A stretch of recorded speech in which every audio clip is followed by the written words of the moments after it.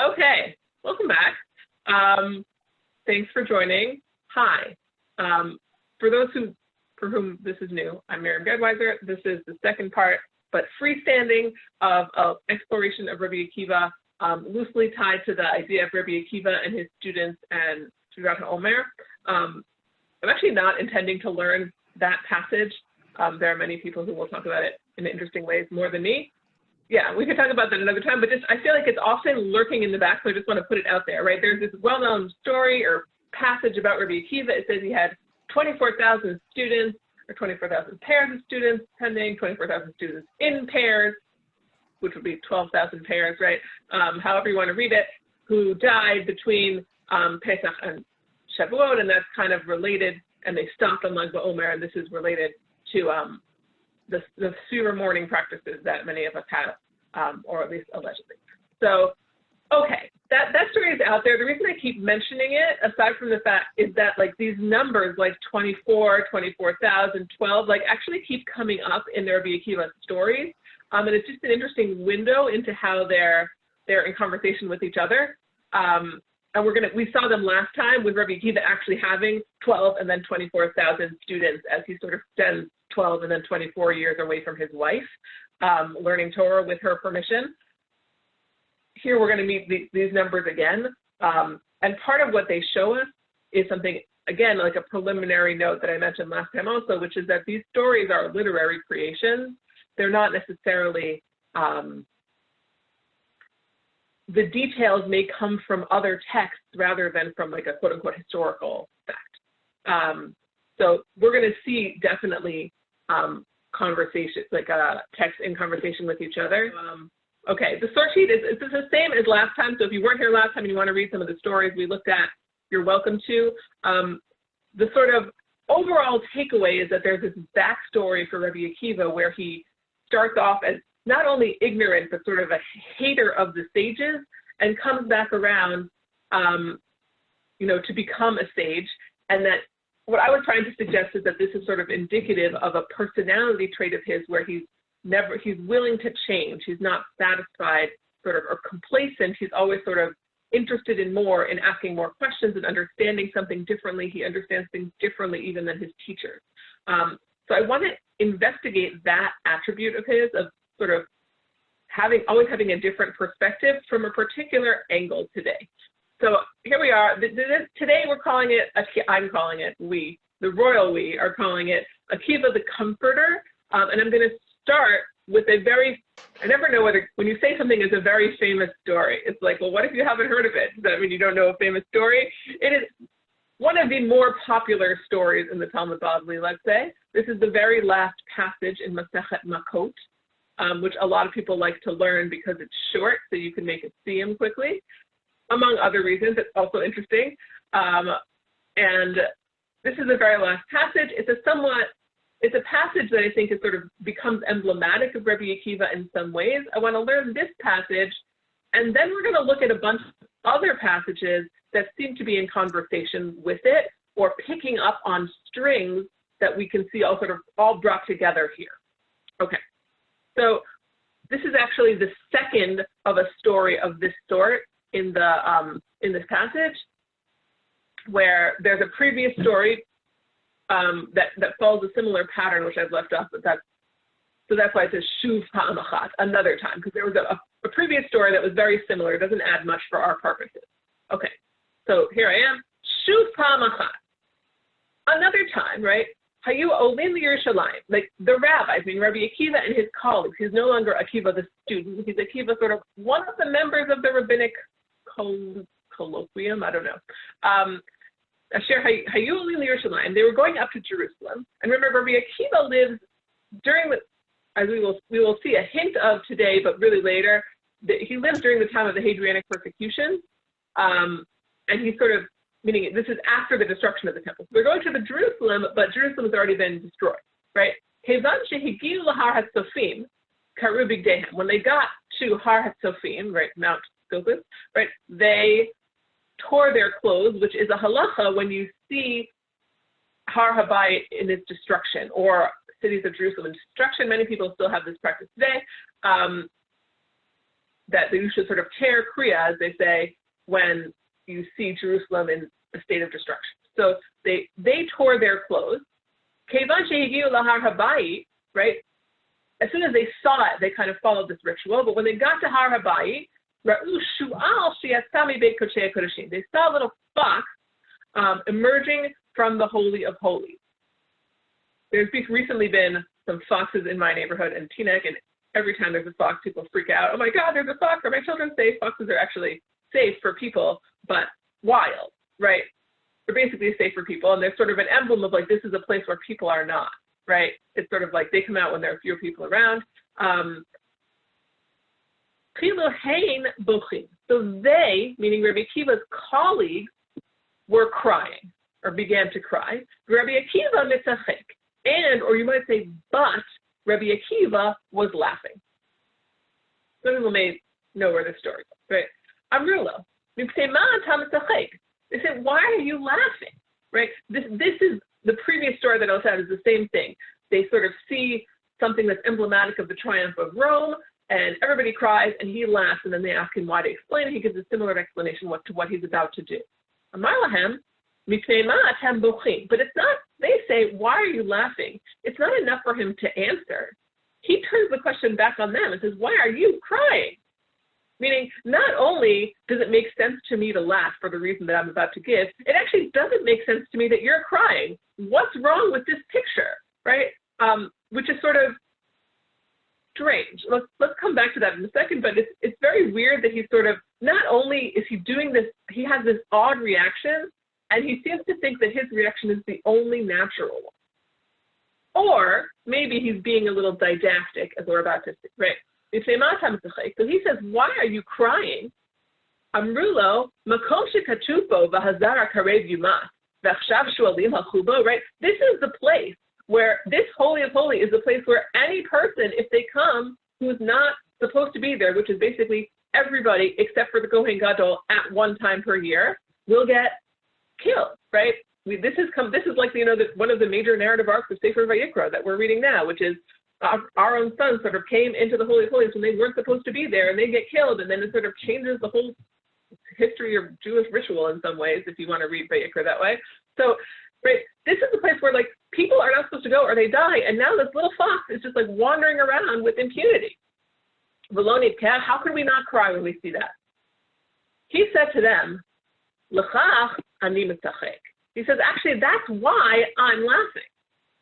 Okay, so it could be his question was a genuine one, or it could be his question was a way to draw them in. He knew what their answer was going to be, and he's going to tell them, oh, I see the same facts, and I'm going to turn them around. I feel like one of the challenges of Zoom for me is that my gestures are never in the frame as much as I want, so I'm going to try and put them up here because I'm doing a lot of gestures. Okay, B'chti, right? And here's his proof text. Va'idali edim ne'amanim et Uriah HaKohen et Zechariah ben Yivrachiyahu, right? He quotes a pasuk from Isaiah that says, where God sort of says, I have these two faithful witnesses naming Uriah and Zechariah, right? And then he says, well, what's the connection between those two, right? They're not even at the same time. Why would you pick of all the prophets who prophesied these two people? One of them doesn't even have a book in the Bible. Like, why is he mentioned in this verse?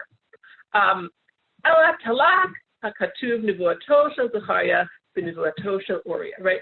The text has sort of made contingent the prophecy of Zechariah on the prophecy of Uriah.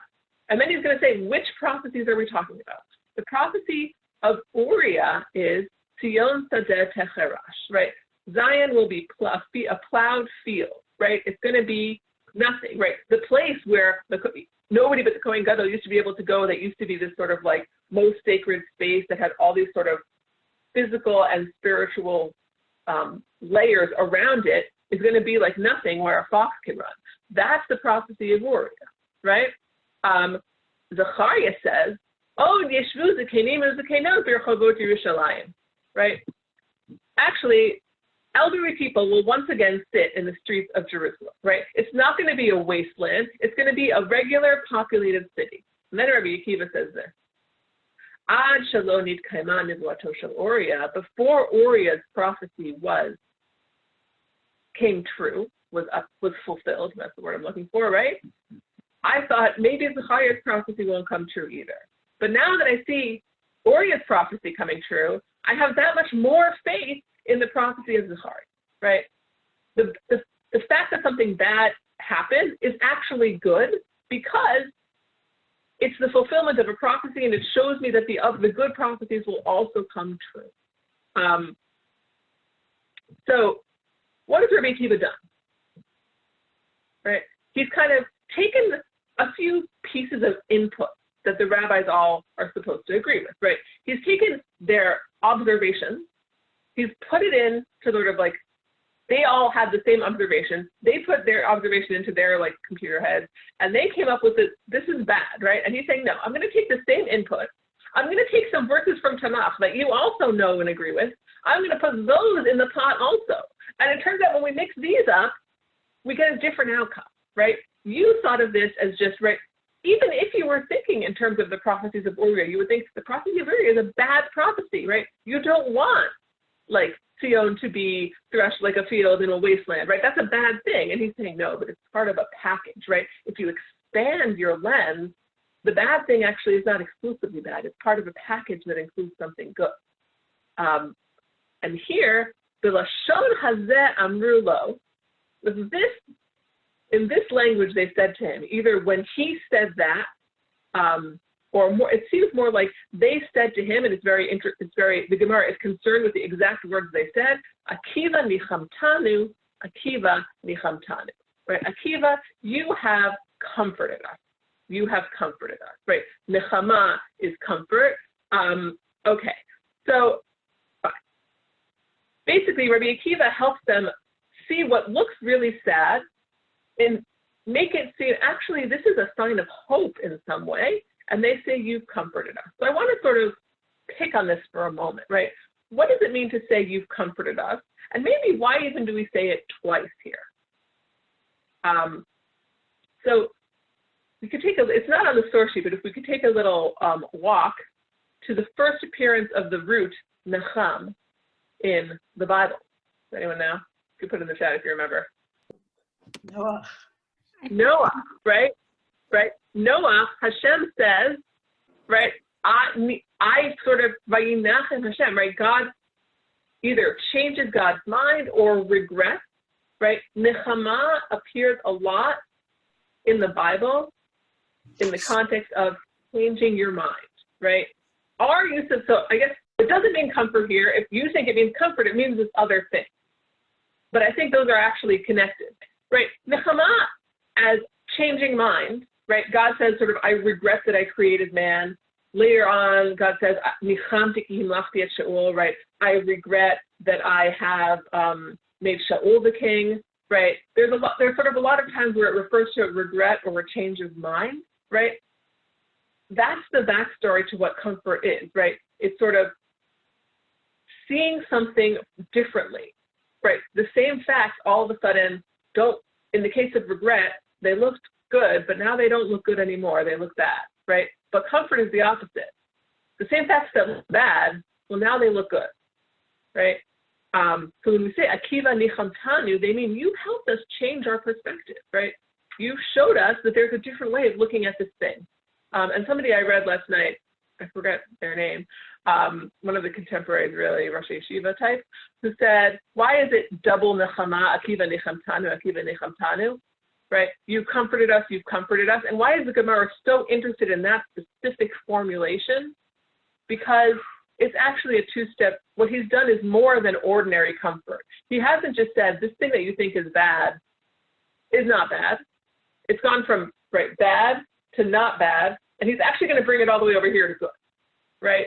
He's taken them a two-step process, not just to neutral, but to good, right? And that's why you've comforted us, you've sort of like taken us two notches in this shift of perspective.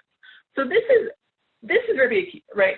He, with the same input as his colleagues, comes up with a different output, and in this case is able to convince him that he's right, right? He's able to change, and it's not just that he's right sort of intellectually, but that he's right sort of, he can access their emotions through these kind of arguments. So we're going to see in the course of a bunch of stories, as they come up now, or other stories and passages, similar, I'm going to make this on its own page, similar threads coming up in different ways. The first is this, where it sort of has a tight linguistic connection. This is also one of the most frequently taught Agadot from the Bavli, I would say.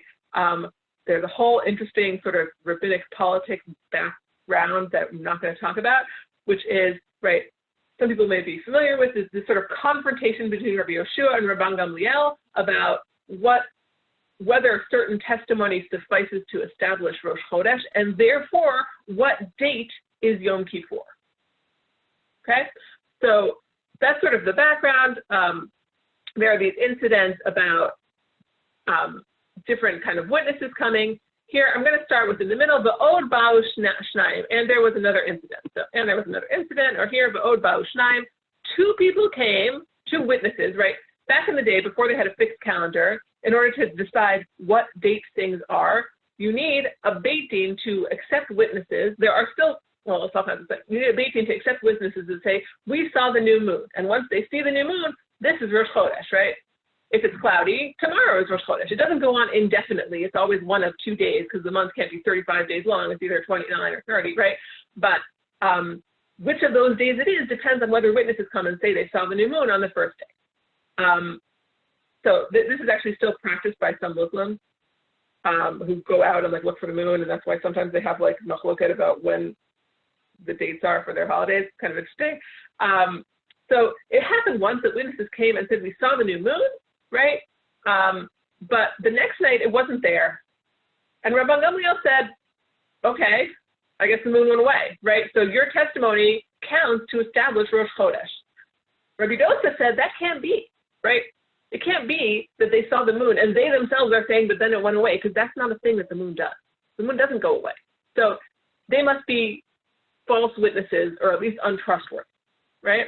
And Rabbi Yoshua says, I hear you, Rabbi Dosa. That makes sense. So we have Rabban Gamliel who says we have acceptable witnesses who say that today is Rosh Chodesh, which means 10 days from now is Yom Kippur, right, the 10th of Tishrei. And we have Rabbi Dosa and Rabbi Yoshua who are saying, actually, this is not acceptable, right? So really, Yom Kippur is going to be the day after, right? It's going to be Rosh Chodesh is going to be 1 day later, and Yom Kippur will be 1 day after that, okay? And Rabban Gamliel sends this message to Rabbi Yoshua. This is one of their several confrontations.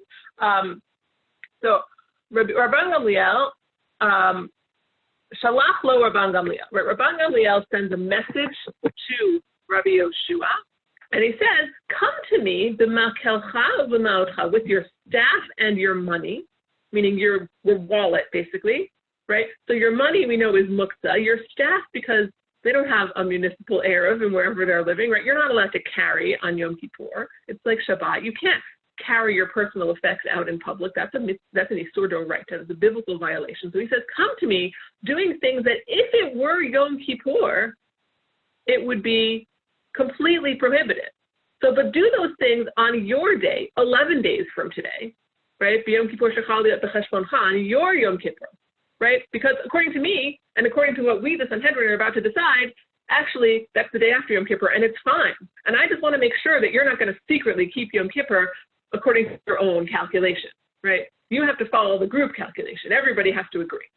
Okay, so halach u'mitzao Rabbi Akiva meitzah, right? Rabbi Akiva went and found him, and the Gemara is going to ask who found whom. Rabbi Akiva found him in distress, right? So already it's kind of interesting because this isn't just sort of like a religious issue. This is an interpersonal issue. And what we see already is Rabbi Akiva, not only is he going to be able to comfort him maybe, but which we saw means give him a new perspective, but he seeks him out, right? There are other stories in which Rabbi Akiva is chosen by the rabbis to deliver bad news because he's known to be kind of good at this kind of thing. But here we see maybe part of what makes him good is that he is aware of, right, that he knows who needs help.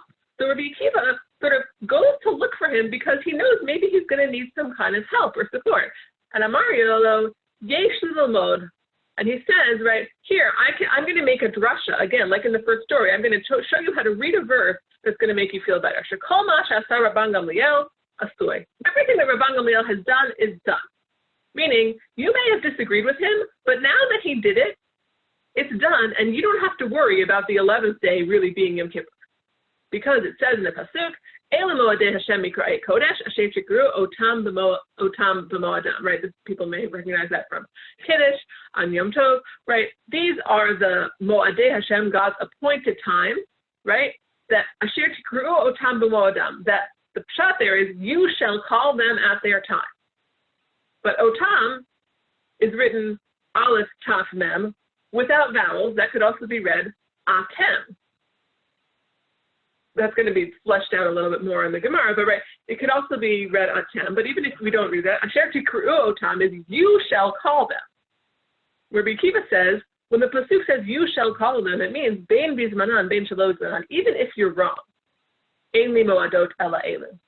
Even if you're wrong, the date of the holiday depends on the actions of the human court, right? And God says, right, there's no such thing as like, Rabban Gamliel got it wrong, really 11 days from now is Yom Kippur, and we're all observing Yom Kippur on the wrong day, because the date of Yom Kippur is, according to God, the date that Rabban Gamliel said. Okay? So in the Mishnah, we don't have a recorded reaction of Rabbi Yehoshua to this. In fact, it seems like it doesn't necessarily land, because Rabbi Yehoshua goes on, and he goes to Rabbi Dosa. Rabbi Yehoshua came to Rabbi Dosa, probably Rabbi Yehoshua, and he said, Im ba'in anu ladun achar beitin. So Rabbi Dosa says to him, if we're going to start second-guessing Rabban Gamliel, we have to second-guess every beitin. There must have been disputes like 1,000 times over history. We can't be like, oh, that one year we did, like, just sort of, what beitin does, it does. You did your best, you made your argument, and you got to kind of, accept the outcome. Okay. And then he sort of has this proof text. He also has the proof text. And then Rabbi Yehoshua says, okay, right. Rabbi Yehoshua seems to be convinced more by this second explanation than by the first from Rabbi Akiva, because after he hears that, after he hears that, he submits to Rabban Gamliel's demand that he sort of publicly violate the day that would have, or not violate, show that he doesn't think it's a violation to not treat the 11th day as Yom Kippur, and he submits, right? And Rabban Gamliel sort of kisses him on the head in this sort of weird, like, tender / emotionally abusive moment where he's like, thank you for listening to me. But okay, so all the internal rabbinic politics here are their own class, but Rabbi Akiva's role in the Mishnah is he seeks out Rabbi Yehoshua and tries to comfort him, but he's not the one who actually succeeds. And the way that the Sefaria translation here, the Koren Steinsaltz Sefaria, whatever it is translation, they insert a point of view, which is, why does Rabbi Yehoshua like Rabbi Dosa's explanation better? Because Rabbi Dosa is the person who came up with the original argument. Like, Rabbi Dosa is sort of, the confrontation is presented as Rabbi Yehoshua versus Rabban Gamliel, but originally the sort of underlying conceptual dispute is Rabbi Dosa versus Rabban Gamliel. So Rabbi Yehoshua is kind of like hanging on to Rabbi Dosa's coat. It is, once Rabbi Dosa agrees that we have to accept what Rabban Gamliel does, he's willing to agree also. So that's what this translation says. That's their perspective. Fine, great. Have that perspective. It's not totally clear from the Mishnah why or what actually convinces Rabbi Yehoshua to do it, right? The difference between Rabbi Dosa's explanation and Rabbi Akiva's explanation is Rabbi Dosa just is making sort of a common sense explanation, which is, I can't explain to you why, but why on sort of a deep level this is true, but I just know that we're going to open up sort of a Pandora's box, basically, if we start to second guess the bait. Rabbi Akiva goes, again, a step further, right? It's not just that, like, it's not so bad because what you want also has a downside, right? Yeah, it's bad that Rabban Gamliel made a mistake, but it's also bad to start questioning everything a Beit Din has ever done. So, maybe it's kind of neutral. Rabbi Akiva says, no, it's not just that it's okay, there's arguments on the other side. It's also that it's actually what God wants. God wants what Rabban Gamliel did to be the halach. right? So we can sort of see seeds here of Rabbi Akiva doing what he did in the first story and pushing further in terms of how do you comfort somebody, but it's sort of absent in the Mishnah itself. Along comes the Gemara and talks about this Mishnah and says Rabbi Akiva went and found him distressed. Ibailahu, meet me at there, right? Who was distressed, Rabbi Akiva or Rabbi Yoshua, right? Okay, so that's sort of the excuse to introduce a Braita, which is a slightly more fleshed out version of this story that makes it clear that Rabbi Yoshua is the one who is distressed. Rabbi Akiva went and found Rabbi Yoshua in a state of distress, and he said, why are you distressed? And he says, right, he said, this is such a terrible, basically this dramatization of this is the worst thing. I'd rather be sick for a whole year than have to do this horrible thing that Rabbi Gamliel has sort of declared against me, which is desecrate Yom Kippur according to myself. Amarlo Rebbe Tarsheni Lamarlo Fanacha Davar Chad. He said, do I have your permission to say something to you? Which is kind of already interesting, right? Here, the rabbi-student dynamic is sort of fleshed out more, where Rabbi Akiva seeks him out, but it's still the student and still needs his permission, right? And he says not just something, but Davar Chad Shali Madatani. Let me tell you something that you already know, but maybe you're not applying right now. Similar to the above, right? The rabbis know the psukim, but he's telling them how to think about them new. He says, okay, say, Rabbi Akiva, tell me what you're thinking. And he says, Harehu Omer, Pasuk in Vayikra says, Asher tikru otam b'moadam, right? That you shall proclaim them at their time, right? Otam appears 3 times. Each time it could be read either as otam or atem. And what it means is you rabbis have the power to sort of control the calendar and create the metaphysical reality of when holidays are. And that's true, afilu shogegin, afilu mezidin, afilu mutin, right? Even if you're mistaken, even if you know you're wrong and you still do it, and even if you've been tricked by sort of false witnesses. And then we have the close that we saw in the previous story, B'lashon hazeh amar lo, and then he said to him in this language, Akiva nichamtani, nichamtani. Akiva, you have comforted me, you have comforted me, right? So this is a great example of how these texts are clearly in conversation with each other. Maybe everybody goes around telling Akiva, nichamtani, nichamtani all the time, or maybe this is a stylistic way of connecting the concepts in these stories, right? But what Rabbi Akiva has done for Rabbi Yoshua on a personal level is very similar to what he did for the rabbis in terms of their emotions in the first story, which is they see something that seems so terrible, right? I have to violate Yom Kippur.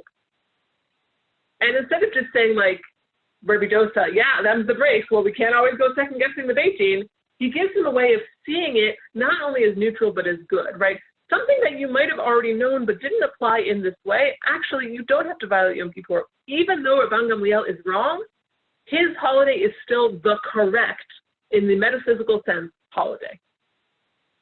Okay, so Rabbi Akiva kind of has this interesting position of, just as he, in some ways, last week we saw how he could challenge his teachers and ask them questions he couldn't answer. Sometimes he can answer questions that they can't answer either, sort of situations that they can't answer. He has a perspective that he brings that other people don't have. So I want to keep that in mind, and specifically the idea of nechama, right? The idea of seeing things in a way that other people haven't, and also specifically nechama as a change in perspective, and keep going. We're going to see some of these same threads. The further in we go, we're going to see fewer and fewer of the threads in each story, but I hope at the end they'll all sort of make a tapestry, if you will. Okay, so Rabbi Bar Chana said, right, when Rabbi Eliezer got sick, his students came in to visit him. It's actually interesting. There are multiple stories that start with this line. When Rabbi Eliezer got sick, his students came in to visit him. There's a different one that has a completely different course where Rabbi Eliezer is actually dying, and it's after he's been excommunicated, and it's a very sort of tense exchange. But here, that's not what it's going to be. So again, do with that what you will. Maybe this time he got sick and got better, and the other time he didn't. I don't know. Amar lahen, chama yesh ba'olam, right? Rabbi Eliezer said there's intense wrath in the world. meaning he's sick and he's suffering. And it seems like Rabbi Eliezer is not a person who was known to have a low opinion of himself. So, you know, if I'm suffering, something really bad is going on in the world. Because, you know, I'm obviously not suffering because of my own sins, is perhaps the subtext. Okay. So everybody else starts to cry because they're like, if this is happening to Rabbi Eliezer, what's going to happen to us? Rabbi Akiva misachek. And Rabbi Akiva is laughing. So again, right, this is sort of the other thread from our first story. One thread is everybody's crying, Rabbi Akiva is laughing. The second thread is, Akiva, you've comforted us, you've comforted us. We saw the comfort thread come up in our source number 2. Here, the laughing, crying thread is coming out, right? Rabbi Akiva is laughing. Amrullah, lama misachek. They said, why are you laughing? So this time he doesn't take the moment to be didactic and be like, oh, why are you crying? Because like, that's kind of rude, meaning like somebody's suffering them, so that's why they're crying. Marlahem. Actually, he does take that. Joke's on me, right? Amrulo, efshar sefer Torah sharui b'tzar v'lo nivkeh, right? They said, how there's a sefer Torah that's suffering. The sefer Torah being Rabbi Eliezer, right? In the other story of Rabbi Eliezer's sickness and death, he also refers to him as a Sefer Torah. Say what you will about Rabbi Eliezer and his difficult personality, he was extremely knowledgeable, right? They say the Sefer Torah is in distress, right? How could we not cry? And he says, L'chach ani misachek. Actually, that's why I'm laughing, right? Same structure as before. Kol zman she'ani ro'eh rabbi she'en yeno machmid ve'en pishteno lokeh ve'en shmano mavish ve'en dusheno mavish amarti shema chas v'shalom kibel rabbi olamo. Right? When Rabbi Eliezer's life was great, everything was great. His wine never spoiled, his flax never got, you know, various agricultural diseases, his oil didn't spoil, his honey never turned rancid, everything was just like, you know, sun and roses or buttercups or whatever in his world. I actually thought, that seems great, but to me that seemed scary because I thought maybe Rebbe Kibel Olamo, where Rebbe is getting rewarded in this world, and he's not, it's going to diminish his reward in the world to come. But now that I see Rebbe also suffering, ani sameach, I'm happy. Implication, right? Because, right, I know that whatever punishment he sort of deserves, he's getting now so that his reward in the world to come can be complete. And this is one view of sort of, you know, the problem of evil or the problem of suffering is that different people, right, if once you add on another world, then you can kind of like always shift the balance will always work out because you could say like whatever's not being accounted for here will be accounted for there, and often actually you end up with the opposite, right? You end up sort of with the negative things accounted for here so that you can have the positive things accounted for there. Okay, so the rabbis seem to be like, oh, okay, I never thought about that. And again, this is like a total shift in perspective. By the way, right, like, you know, it doesn't have to be acceptable to them. They could be like, no, maybe he's going to be punished here and there. Although maybe they wouldn't think that because they assume that he's actually like, you know, very pious. But, you know, this helps, it seems to help the rabbis, but Rabbi Eliezer says, and again, right, not a person to think lowly of himself, Amarlo, Akiva, Klol chisarti min haTorah kula. He says, Akiva, is there anything in the Torah that I haven't done? Meaning, I've never sinned at all. It's not like, oh, you're suffering for your sins here so you can be rewarded later, because I don't sin, which is a crazy thing to say, but that seems to be what he's saying, right? Amarlo, so Akiva says to him, Limadatanu Rabbeinu, ki adam ein tzadik ba'aretz asher yaset tov lo yachta. Actually, you taught us this pasuk, right? There is no person who never sins at all. So I know, Rabbi Eliezer, maybe you can't think of what you've done wrong, but you've done some, everybody has done some sin, and you're suffering for it now so you don't have to suffer for it later. Which is also kind of interesting, right? Similar to with Yoshua, he frames it as, I'm teaching you something that you taught me. But really, is he teaching him something that he taught him? Right? Like, obviously, he's adding to it or shifting it or doing something to it that makes it new to both Rabbi Yoshua in the first case and Rabbi Eliezer in the second case, right? Either he's making it new just by sort of they forgot about it because they were so, actually not either. I think this is sort of what's going on, right? Part of what Rabbi Akiva is special about him is his ability to sort of not get stuck in a tunnel vision kind of one way of thinking, right?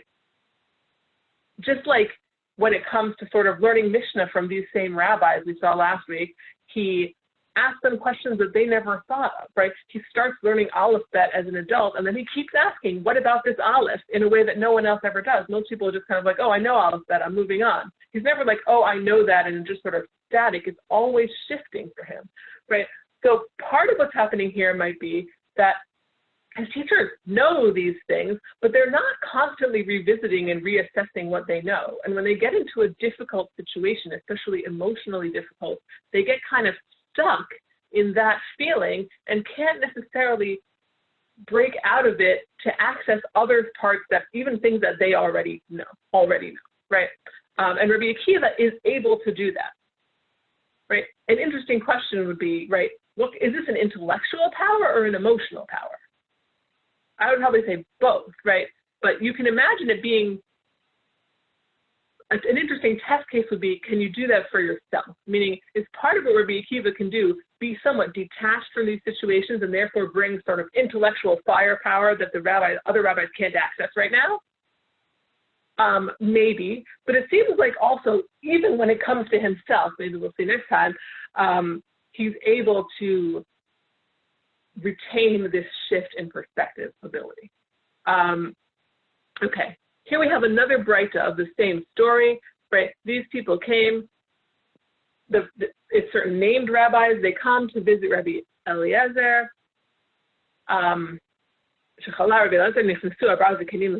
The elders come and speak to him, and Rabbi Akiva is the last one, and everybody starts praising him. I'm just going to skip Rabbi Tarfon, Rabbi Yeshua, and Rabbi Elazar ben Azariah, right? They're all like, you're like so important to the Jewish people. You're like the rain. You're like the sun, right? You're like parents, right? You're like sort of the most important thing. It seems like they're trying to make him feel better. Like, we know you're suffering, but just know that we appreciate and love, right?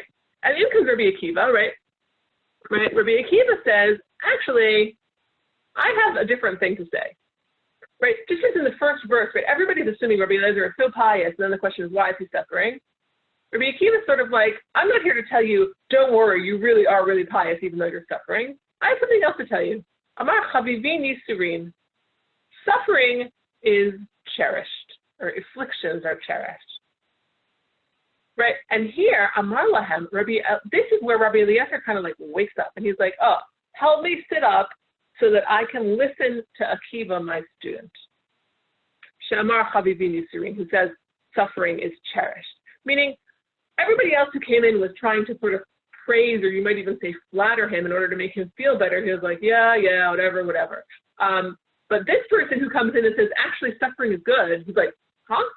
Let me hear more, right? So Rabbi Akiva has some sort of knack for creating an opening where he says something or does something counterintuitive, like laughing at a tragic sight. But instead of people writing him off, they want to hear what he has to say. Amar lo, Akiva zuminaimach. He says, Akiva, how do you know that? Right? Amar nikrani dorej, and he gives sort of a whole interpretation of a verse about Menashe, which we can skip and you can look at on your own. But basically, right, the pattern seems to be the same. Where like he's not quoting. Rabbi Akiva is never like, oh, I have this obscure tradition that you never heard of. That's actually a thing that Rabbi Eliezer does do, right? In other stories, Rabbi Eliezer is the guy who's like, oh, you think you know the halacha of like this random obscure thing about Torah? Well, I have this tradition that you never heard that says blah, blah, blah, right? But here, Rabbi Akiva is not doing that. He's always going to just a pasuk, which everybody's supposed to know, everybody who's a rabbi, right? He goes to a pasuk and he's like, here's a pasuk, but here's a way that you never thought of it. Or even if you taught me to think of it this way, you have not sort of been able to break out of your little mental box to apply it to your situation. So basically, Rabbi Akiva says that suffering, here it's not just that it's punishment, like in the first version of the story. Suffering is sort of a thing that causes people to do tshuva. Like I think that theology is worth a lot of consideration or conversation on its own, not necessarily so comforting, but right. For our purposes, Rabbi Akiva is the one who can show up. He can say something that no one else can say, right? What I like about the second version of that story is that he it sort of breaks it out to highlight how different he is from his colleagues. Right? Four students come in, three of them say basically the same thing, and Rabbi Eliezer doesn't care. And then Rabbi Akiva comes in and he's like, actually the opposite. Okay. So I want to bring back, right, as you may have noticed, right, our last two things don't have to do with nechama, right? They have to do with a change in perspective, but they don't use the word nechama. And what I want to do is bring it back to that thought or idea for a second. So that we're going to have two parallel texts. I'll talk about what it means that they seem so similar after we read them both. Here we have Chagiga 12a. Rabbi Yishmael asked Rabbi Akiva, when they're walking along on the way, which is always a fun story. Marle, Ata sheshimashta et Nachum ish Gamzu, you who served Nachum ish Gamzu, right? People have heard of him? Or some people may have heard of him, right? Yes. Nachum ish Gamzu, the eponym of the Uncle Moshe song, Gamzu L'Tova, yeah?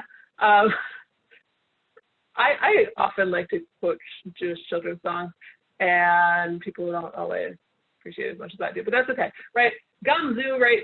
We're going to see why they call him Nachum Ish Gamzu in another source, but right, Nachum Ish Gamzu, actually, really, historically, it might be the name of a place, but so Nachum, the Gamzu guy, he was Rabbi Akiva's teacher for 22 years, right?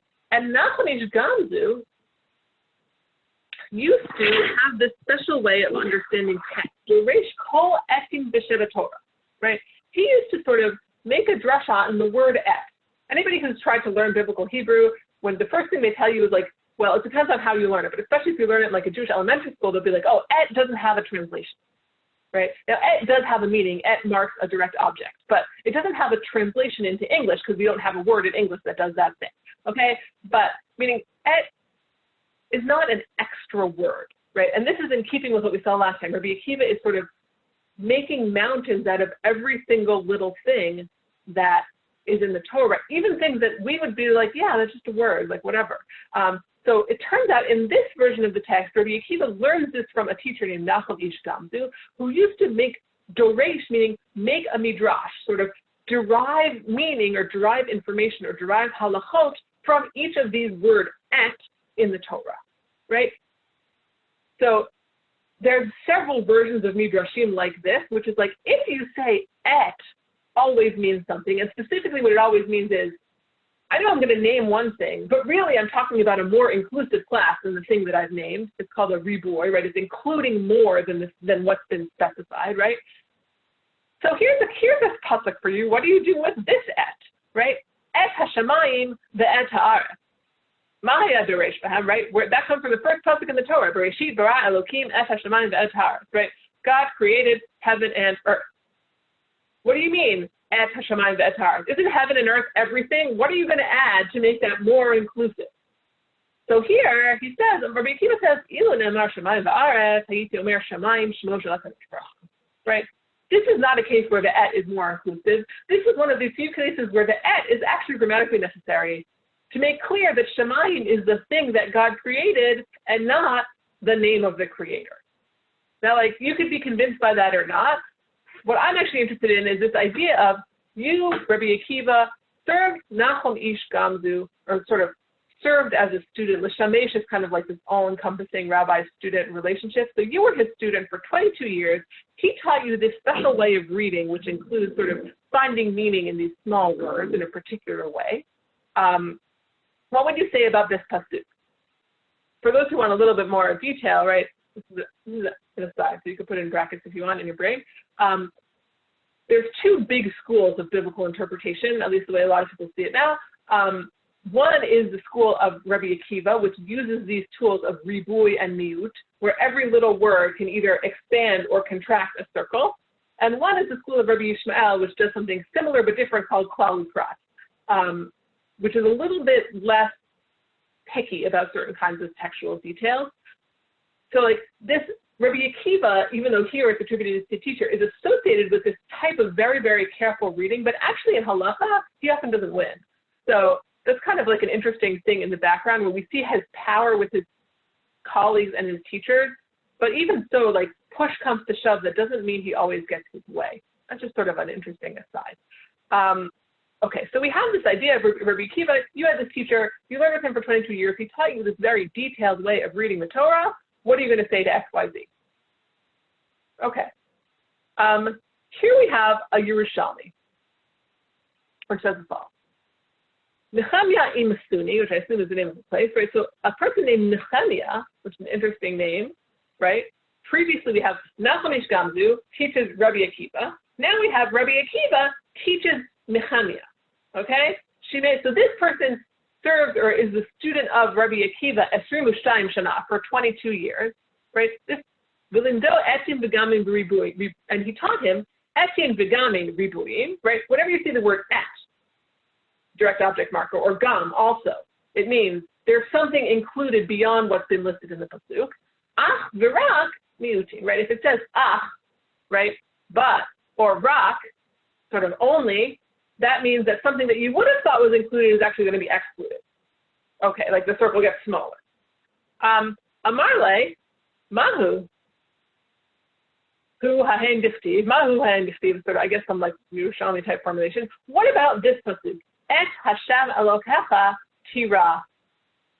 This is sort of a classic question that comes up elsewhere, but not in this with the same attribution, I believe, right? When it says, fear the Lord your God, what do you mean et? Who are you going to fear besides God? How are you going to expand that circle? So he says, Rabbi Akiva says, Oto ve'et Torato. Fear God and his Torah. Or some people might translate, and the bearers of his Torah. But okay, so meaning it seems like this is a good question, not just on this pasuk, but on your whole approach. How can et mean the thing that's mentioned plus something else when you're talking about God? And he says, even in this case, I have something that my method can survive.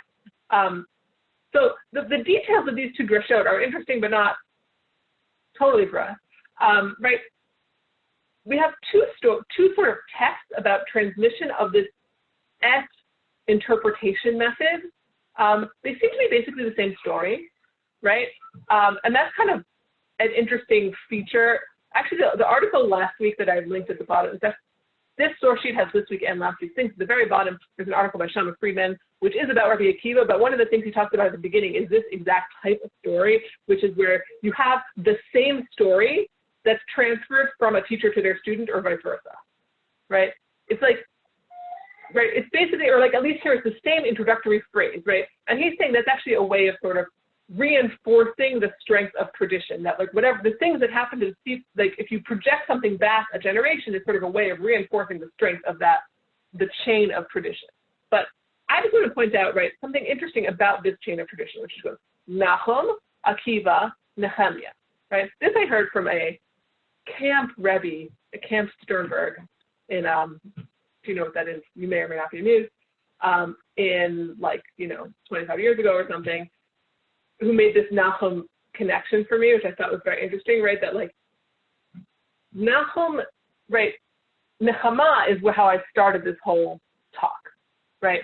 That Rabbi Akiva has this power of changing perspective, especially if we see these two stories, right? The story of who learns et from whom as stylized in some way. It's interesting that both of them, both his teacher and his students, have names that come from Nehemiah also, right? Not only that, but this is the part that I learned from the camp Rebbe. I don't remember his name, but that's okay because he never asked our name because we were girls. So they said about Nachum, I'm going to take a little detour down the Nachum Ish Gamzu path, right? Nachum Ish Gamzu himself, Rabbi Akiva's Rebbe, according to this Gemara, right, or the other Gemara, right, seems to have some of the same attributes of perspective shifting that I've been trying to bring out from Rabbi Akiva. So here's the story. Amr Lav al Nachum Ish Gamzu sheyasuma mishteinav yidei mishteiadav kitea mishtei raglav. Right, Nachum Ish Gamzu was severely disabled. Right, he was blind in both eyes. He was lame in both legs. He was an amputee. Sorry, both his arms and both his legs were amputated. His entire body is covered in boils, and he lived in this dilapidated house, and the legs of his bed had to be put in buckets of water to prevent the ants from crawling up them, which anybody, Lo Eleni, who's ever experienced a bedbug infestation in New York may feel is too close for comfort. But Okay, right. So he's living in this dilapidated place, and basically, I'm not going to read it inside, but his students want to sort of like take him out of the house and maybe give him a better place to stay. And he says, get all my stuff out of the house first, because as soon as you take me out, like the house is only sitting, right? It's like dilapidated. It's only standing as sort of God's personal favor to me. But as soon as you take me out, the house is going to fall down. And in fact, that's what happened. So they take out all his stuff. They take him out and the house falls down, meaning if they had taken him out first, all his stuff would have been crushed in the collapse of the house. Okay. So they said, Rebbe, I'm really Talmidab. I'm going to make it a little bit, right? Talmidab, Rebbe, right? If God is doing you this favor of keeping your house up so that you can stay in it, right? Lama al talacha, right? You must be very pious, right? You're like a tzaddik gamor, you're a complete tzaddik. Lama al talacha. Why are you suffering like this, right? Similar to what we saw with Rabbi Eliezer in the background, right? Why are you suffering if you're so holy? Right? And he's not going to say, oh, I'm getting my just desserts now for the one little sin. Well, actually, he kind of did, right? The answer above was, Rabbi Akiva's answer was, I'm getting my justice. Rabbi Eliezer is getting his sort of punishment now for whatever small sins he's done so that he can go to the world to become completely pure. Okay? But here, Nachum Ish Gamzu is going to say something somewhat similar about himself, right? He doesn't need someone else to shift his perspective because he too seems to have this power. And he says one time, this story also is cited a lot in Laws of Zakah. We'll see, I'll read it in English because we're running low on time, right?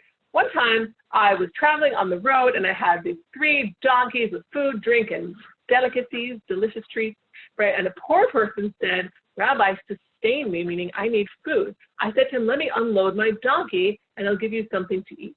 Meaning, right, it's not like, let me open my backpack to get the food out. It's like, I'm in the middle of this annoying task. As soon as I finish this task, I'll help you. Just like wait around for 5 minutes, right? However, I didn't manage to unload the donkey before his soul left his body. Meaning the person was actually so hungry that waiting for me for 5 minutes caused him to die, right? And I wept and fell on his face. And I said, Nachum Ish Gamzu said, may my eyes, which have no compassion on your eyes, be blinded. My hands, which have no compassion on your eyes, should be amputated. Basically, Nachum Ish Gamzu wished this affliction upon himself as a sort of penance for, right, for the suffering he caused to this person in this one incident in a somewhat inadvertent, not, like, it doesn't seem like a crazy thing to do. Yeah, like, it would be better if you dropped what you're doing and fed this guy, but it's not like it's not a totally unrelatable, like, oh my God, how could you be so cold thing, right? He doesn't seem like he was so cold. He was planning to give the guy food. So he basically wished this upon himself, and he says, that's why I'm like this. This is my penance for this sin that I once did. Okay. Even so, his student said,